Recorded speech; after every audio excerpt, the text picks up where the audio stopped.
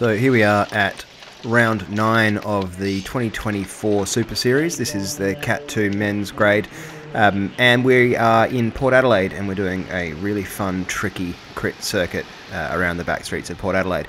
So right off the bat, there's a pretty tricky left-hand corner. This corner is interesting because it kind of goes over some camber. I'll come back on the next lap and talk through that some more. This next little stretch is on some rough ground, but it's pretty fast and flowing, nothing too tricky.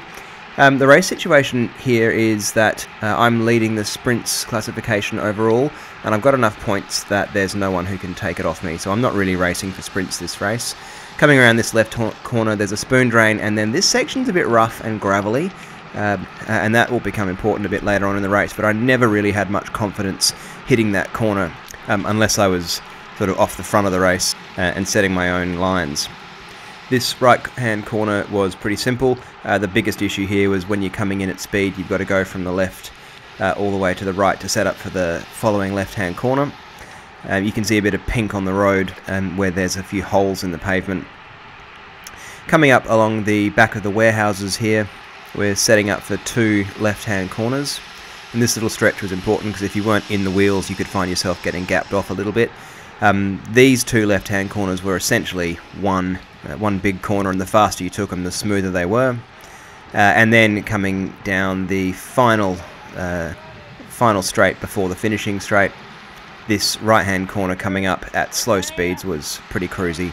But when we were hitting it at speed, it was fine. I didn't have any issues with this. A few people clipped pedals. So that first lap was neutralised. We were told we had to do it slowly. And now we are hitting the start of the race proper. So coming up to this first left-hand corner again, the tricky bit with this corner was that both roads were quite well cambered. So you're coming across a camber here, trying to hit the apex, and then you're rolling over the camber of the road on the other side. You wanted to do most of your turning before you got round there because you can see there's a lot of rough road there.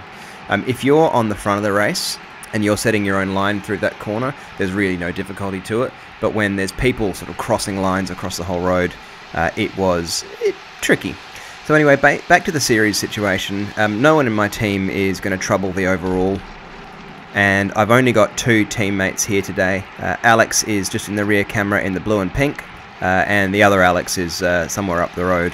Now I've typically done alright on this course. I really like it. It's technical, it's tight, it's fun, it's a lot of sprinting, recovering, which I really like. And so our only real goal in this race is to try to get a podium for either Alex Kinane or myself. And because of that, I'm not worried about sprint points. It's a big enough field, it's unlikely that anyone's going to get off the front early, although it is a pretty short track. I think it's only about 800, 900 metres. So it is theoretically possible that someone can get off the front, get out of sight, and then sitting this far at the back, it's quite likely that I wouldn't see. And so I'm not really in a position to have a good control over the race. None of which turns out to be an issue, and you'll see why in a second. So keep an eye out on the guys in green, and then number 84 in the JKT kit that's up ahead. He just decides to change his line, and honestly, from where I'm sitting, I can't decide if this is deliberate or just stupid. He chops the guy in the green and shoves him. He's got nowhere to go, and I can't remember who it was that went down, but it didn't look good at all. And remember at this stage that we are exactly 2 laps into this race, and already there's been a pretty stupid crash. And what was annoying about this one is it wasn't even sort of in a corner that it caused the crash. It wasn't the tricky road, it was just someone riding stupidly, and I had to put a bit of power down to try to get back on. And that's always a bit of a danger when you are tail gunning like this, is that if something does happen up ahead of you, you've got a bit of work to do to get back on. Coming through the start finish, we're nearly 2 laps since the last crash. And you can see I'm setting up for the corner, and I'm getting most of my turning done pretty early, but you can see the difficulty in riding near the back of the pack. Everyone's so squirrely through this corner that you don't have a lot of confidence about where people are going to ride and how they're going to behave. So I guess I really should be up a lot closer to the front of this race, but I haven't yet quite made the decision in my head that it's time to move up. So we're 9 laps in, we've gone 6 laps without a crash. I am absolutely pinned. My heart rate's still at 180 beats a minute, and I take this corner so badly.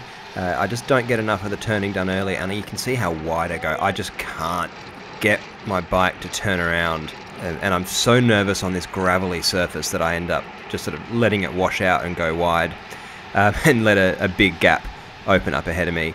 And unfortunately, the effort that I put in to get back on, I think this put paid to my teammate Alex Hill, who was struggling in the van. And it certainly, it only looks like a small gap, but it certainly cost me a biscuit trying to get back on. And the other problem is, because I took that corner so badly, it was making me a bit nervous about how I was riding. I didn't necessarily feel as comfortable and as confident in all the corners. And as you can see, gaps are opening up, and I think I get lucky here, and I think this is Harry Snodgrass. He closes this gap up ahead for me. But small mistakes are expensive. There you go. He doesn't close the gap, and I have to close it myself.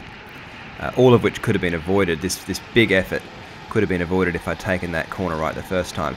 That being said, going into that corner on my own was much quicker than going through in a pack, so I was able to make up a little bit of ground. Not enough, and I still had to work real hard to get back on. Fortunately for me, the pace came right out of the group, and I think this is when the eventual winner actually went off the front solo, which is why it slowed up. But after that little lap, I'm now sitting at 190 beats a minute, and we're only 15 minutes in. Half a lap later, things are really strung out and gaps are starting to open up. I need to be closer to the front, but my heart rate's still at 186, and then this little one happens. I'm not sure who it is that goes down, but they managed just to chop themselves on Jake Nesbitt's wheel. This one was again entirely self-inflicted, unfortunately. As you can see from Jake's rear cam, this rider's just riding his wheel. Jake takes a line through the corner and he cuts up inside of him. Rubs wheels and manages to put himself down. But yeah, that put an end to nearly 10 laps without a crash. 4 laps later, there has been absolutely no chill, and coming around this corner onto the gravel, I'm pretty sure this is Harry Snodgrass, manages to wipe himself out. I think he has the same issue as me as he comes around this corner, doesn't quite get enough of the turn, and manages to get himself into the curb and just lays himself down. I'm pretty sure this is the same rider who was involved in the very first crash of the day, who chopped the guy in green off. So regardless of that, yet another crash. I'm pretty sure that's the 3rd crash of the day. We're 20 minutes into a race, and the race was delayed by 20 minutes or so because of an earlier crash in a race before ours, which ended with an ambulance having to cart someone off to hospital. And I am having to sprint to close a gap, so, you know, no good outcomes from that one.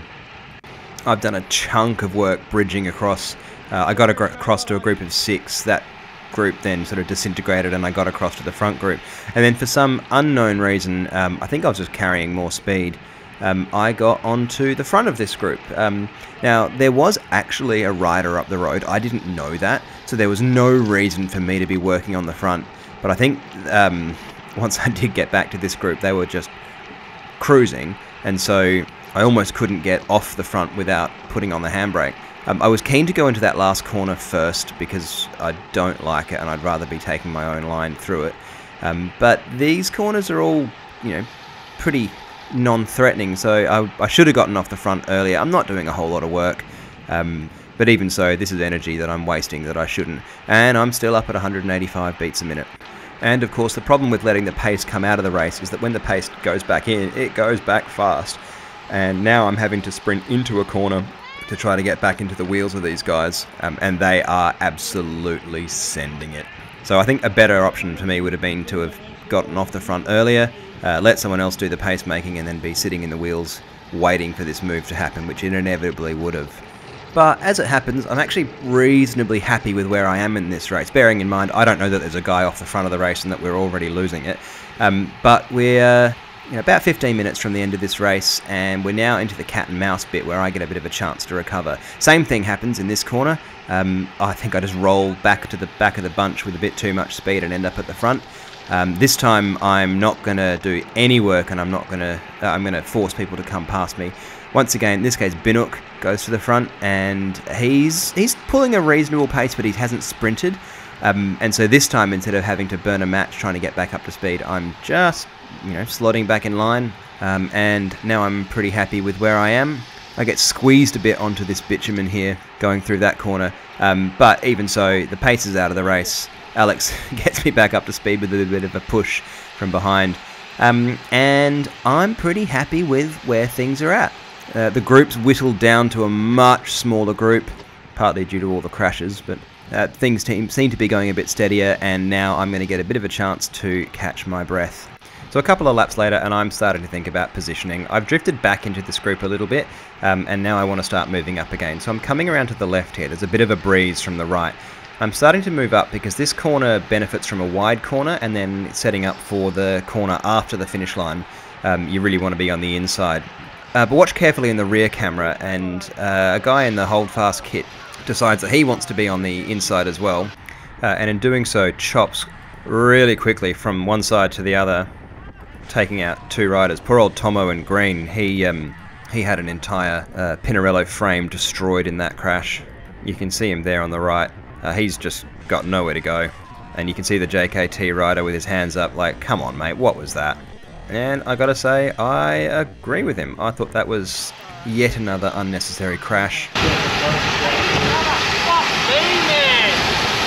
I think the guy who caused the crash probably felt about the same. But after 4 crashes that I saw in that race, none of which were course related, all of which were just people riding stupidly, I decided that I had a family to go home to and I wasn't willing to keep racing. So I pulled the pin. I was really disappointed by that.